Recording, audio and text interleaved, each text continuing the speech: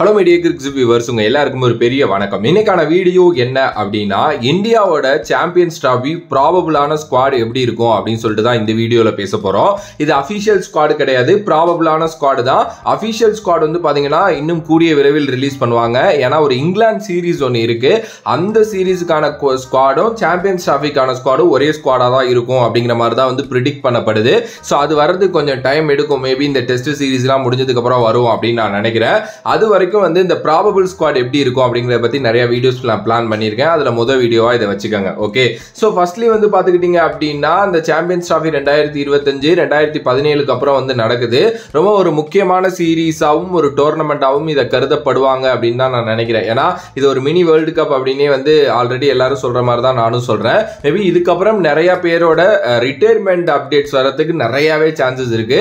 So அவங்களா போறதுக்கு முன்னாடி ஒரு பெரிய ஐசிசி டோர்னமெண்ட் விளையாண்டுட்டு போடலாம், அதை சக்சஸ்ஃபுல்லா பார்த்துடலாம் அப்படின்னு சொல்லிட்டு தான் இந்தியன் டீம் மேனேஜ்மெண்ட்டும் விரும்புவாங்க அண்ட் இந்தியன் பிளேயர்ஸும் விரும்புவாங்க அப்படின்னே சொல்லலாம். இந்தியாவோட மேட்சஸ் வந்து எப்ப அப்படின்னு நான் சொல்றேன். 19 வந்து பாத்தீங்க அப்படின்னா சாம்பியன்ஸ் டிராஃபி ஆரம்பிக்குது. பட் 20ஆம் தேதி தான் இந்தியா பங்களாதேஷோட மோதுறாங்க, 23ஆம் தேதி பாகிஸ்தானோட மோதுறாங்க, 2ஆம் தேதி வந்து பாத்தீங்கன்னா நியூசிலாந்தோட மோதுறாங்க.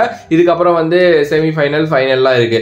இந்தியா விளையாடுற எல்லா மேட்சுமே அது செமிஃபைனல் ஃபைனல் எதா இருந்தாலுமே அது துபாயில மட்டும்தான் நடக்கும். ஏன்னா அவங்க பாகிஸ்தானுக்கு அலோ பண்ணப்படல, அவங்களே வேணான்ட்டாங்க, நாங்க போகல அப்படின்னு சொல்லிட்டாங்க. ஓகேவா? சோ இதுதான் டோட்டலா. இப்போ இந்த ஸ்குவாட் பத்தி நம்ம டிஸ்கஸ் பண்ணலாம். ஃபர்ஸ்ட்லி வந்து ரோஹித் சர்மா கேப்டன். ரோஹித் சர்மா தான் ரீசெண்ட் டைம்ஸ்ல நம்ம எல்லாருக்குமே தெரியும், T20 வேர்ல்டு கப் ஜெயிச்சு கொடுத்த ஒருத்தர். அண்ட் அவரோட பேட்டிங்லாம் வந்து எந்த மாதிரி இருக்குங்கிறது தெரியும். வேர்ல்டு கப் ஒரு சக்சஸ்ஃபுல் கேம்பெயினா 2 வேர்ல்டு கப்புமே இருந்துச்சு. ஸோ அதுல இருந்து இவரே கேப்டன்சி பண்ணுவாரு. SSV ஜெய்ஸ்வால் டெஃபினெட்லி இருப்பாரு. அவர் இன்னும் ஓடிஐ வந்து டெபியூ ஆகல. பட் ஆனா வந்து பாத்தீங்க அப்படின்னா அவர் வந்து ஒரு பேக்கப் ஓபனராவது வச்சிருக்கணும் அப்படிங்கிறதுக்காக அவரை வச்சிருப்பாங்க அப்படின்னு தான் நான் யோசிக்கிறேன். ஸோ SSV ஜெய்ஸ்வால் வந்து டெஃபினெட்லி இருப்பாரு. விராட் கோலி மேபி அவருக்கு ஒரு கடைசி ஐசிசி டோர்னமெண்டா இருக்கிறதுக்கு நிறைய சான்சஸ் இருக்கு. ஸோ விராட் கோலி வந்து வேர்ல்டு கப் 2023 ஒரு பயங்கரமான சக்சஸ்ஃபுல் கேம்பெயின். T20 வேர்ல்டு கப்பும் அந்த ஃபைனல் சூப்பரா ஆடினாரு. ஓகே, ஸோ அதனால ஐசிசி டோர்னமெண்ட்ஸ்னாலே அவர் ஃபார்முக்கு வந்துருவாரு. ஸோ அவருக்கும் வந்து பாத்தீங்கன்னா ரொம்ப இம்பார்ட்டன்டான ஒரு சீரீஸ் அப்படின்னே சொல்லலாம். சுக்மன் கில் அவர் வந்து பாத்தீங்க அப்படின்னா ஃபர்ஸ்ட் ஓபனரா எனக்கு தெரிஞ்சு இருக்கிறதுக்கு நிறைய சான்சஸ் இருக்கு. நல்லாவே விளையாண்டுருக்காரு ஓடிஐல. அண்ட் வேர்ல்டு கப் 2023 ரொம்ப நல்லா ஆடினாரு. அண்ட் இந்தியாவோட தங்க மகன் அப்படின்னே வந்து சொல்லலாம். பிரின்ஸ் ஆஃப் இந்தியன் கிரிக்கெட்னு எல்லாரும் சொல்லிட்டு இருக்காங்க. சூப்பரான ஒரு பிளேயர், அவர் வந்து டெஃபினெட்லி இருப்பாரு. Rishabh Pant wicket keeper. Yes, அவரை தான் நம்ம வேர்ல்டு கப் 2023 ரொம்ப மிஸ் பண்ணோம். அவர் இப்ப திருப்பி வராரு அப்படிங்கிறது செமையான ஒரு சூப்பரான விஷயம் தான். ஸோ அவர் வந்து டெஃபினெட்லி இருப்பாரு. KL ராகுல் அவரும் one of the wicket keeper ஆப்ஷனா பேக்கப்ல இருப்பாரு. அண்ட் பிளேயிங் லெவல்ல இருப்பாரு. பட் ரிஷப் பண்டோ இல்ல KL ராகுலோ வந்து பாத்தீங்கன்னா விக்கெட் கீப்பிங் பண்ணுவாங்க. மேக்ஸிமம் பண்ணிட்டு தான் பண்ணுவாரு. ஸோ KL ராகுல் பொறுத்த வரைக்கும் ஓடிஐ அப்படிங்கிறது வந்து பாத்தீங்க அப்படின்னா ஒரு சூப்பரான ஒரு விஷயமா அவருக்கு இருந்திருக்கு. ஏன்னா ஏசியா கப்ல ரொம்ப நல்லா ஆடினாரு. அதுக்கப்புறம் வந்து பாத்தீங்கன்னா வேர்ல்டு கப் 2023 அவருக்கு ரொம்ப சக்சஸ்ஃபுல் கேம்பெயினா அமைஞ்சிச்சு. ஆப்வியஸ்லி வந்து பாத்தீங்க அப்படின்னா வரப்போற IPL ரொம்ப எக்ஸைட்டடா அவர் வந்து பார்த்து காத்திருக்காரு. அதுக்கு முன்னாடி நடக்கப்போற அந்த சாம்பியன்ஸ் டிராஃபியும் அவருக்கு ரொம்ப முக்கியமான ஒரு சீரீஸா அமையும். ஸோ டெஃபினெட்லி அவரும் இருப்பாரு. Shreyas Iyer one of the finest contender அப்படின்னு தான் நான் சொல்லுவேன். ஏன்னா அவர் வந்து அந்த வேர்ல்டு கப் 2023 அப்புறம் வேற எங்கேயுமே ஆடல. பட் அந்த வேர்ல்டு கப் ஒரு நல்ல சக்சஸ்ஃபுல்லான கேம்பெயினா இருந்துச்சு. இதை தாண்டி இப்போ ரீசெண்ட் டைம்ஸ்ல விஜய் ஹசாரே மாதிரி, ஷாஹித் முஸ்தக் அலி மாதிரி எல்லாத்துலயுமே ரொம்ப நல்லா ஆடிட்டு இருக்காரு. கண்டிப்பா இந்தியன் டீமை மறுபடியும் கிராப் பண்ணுவார் அப்படின்னு நான் யோசிக்கிறேன். ஓடிஐ ஃபார்மேட்னு வந்துருச்சுன்னா ஸ்ரேயஸ் ஐயரை டெஃபினெட்லி இந்தியன் டீம் எடுத்துட்டு தான் போறாங்க. ஸோ ஸ்ரேயஸ் ஐயர் இருப்பாரு. Hardik Pandya last time world cup 2023 டைம்ல அவருக்கு ஒரு இன்ஜுரி ஆயிட்டு போயிட்டாரு. பட் இந்த டைம் ரொம்ப ஃபிட்டா இருக்காரு. Even though T20 world cup ஜெயிச்சதுக்கு ரொம்ப முக்கியமான காரணம் அப்படின்னு நான் சொல்லுவேன். ஸோ அவர் வந்து பாத்தீங்கன்னா ஆல்ரவுண்டர் லிஸ்ட்ல உள்ள வந்துருவாரு.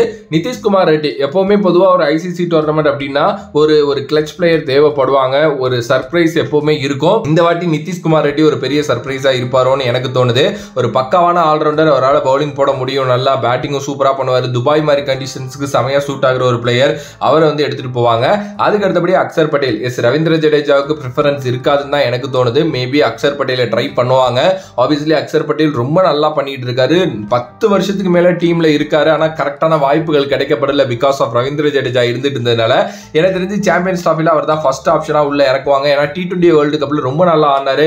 குறிப்பா அந்த ஃபைனல்ல அவர் அடிச்ச அந்த 40+ ரன்ஸ் எவ்வளவு இம்பார்ட்டன்ட்ங்கிறது நம்ம எல்லாருக்குமே தெரியும். ஸோ அக்ஷர் இருப்பாரு. குல்தீப் யாதவ் அகைன் ஓடின்னு வந்துட்டா குல்தீப் யாதவ் எடுத்துருவாங்க. ஏன்னா குல்தீப் யாதவ் ஒரு நல்ல பிளேயருங்க, நல்லா பண்ணிருக்காரு ஓடியில.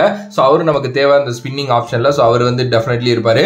ஜஸ்பிரீத் பும்ரா வந்து நோ பிரைனர், அவர் இருந்துதான் ஆகணும். முகமது சமி இன்கேஸ் அவரோட இன்ஜுரி எல்லாமே கன்சர்னா இருக்கு, கரெக்டா ஃபிட் ஆயிட்டார் அப்படின்னா அவர் உள்ள உள்ள வந்துருவாரு. அப்படி இல்லைனா அவருக்கு வந்து ஒரு மாற்று பிளேயர் தேடுவாங்கன்னு நினைக்கிறேன். முகமது சிராஜ் வந்து பாத்தீங்க அப்படின்னா டெஃபினெட்லி இருப்பாரு அண்ட் பிளேயிங் லெவன்லயும் இருக்கிறதுக்கு நிறைய சான்சஸ் இருக்கு. அதுக்கு அடுத்தபடியா ஹர்ஷித் ராணா இருக்கிறதுக்கும் நிறைய சான்சஸ் இருக்கு. ஓகே, சோ இது மொத்தமா 15 பேர் நான் சொல்லியிருப்பேன். அகைன் வந்து நான் சொல்றேன், ரோஹித் சர்மா, எஸ்எஸ்வி ஜெய்ஸ்வால், விராட் கோலி, சுக்மன் கில், ரிஷப் பந்த், கேஎல் ராகுல், ஸ்ரேயஸ் ஐயர், ஹர்திக் பாண்டியா, நிதிஷ்குமார் ரெட்டி, அக்ஷர் பட்டேல், குல்தீப் யாதவ், ஜஸ்பிரீத் பும்ரா, முகமது சமி, முகமது சிராஜ், ஹர்ஷித் ராணா. இதுதான் வந்து பாத்தீங்கன்னா ப்ராபபிள் 15 இருக்கிறதுக்கு நிறைய சான்சஸ் இருக்கு.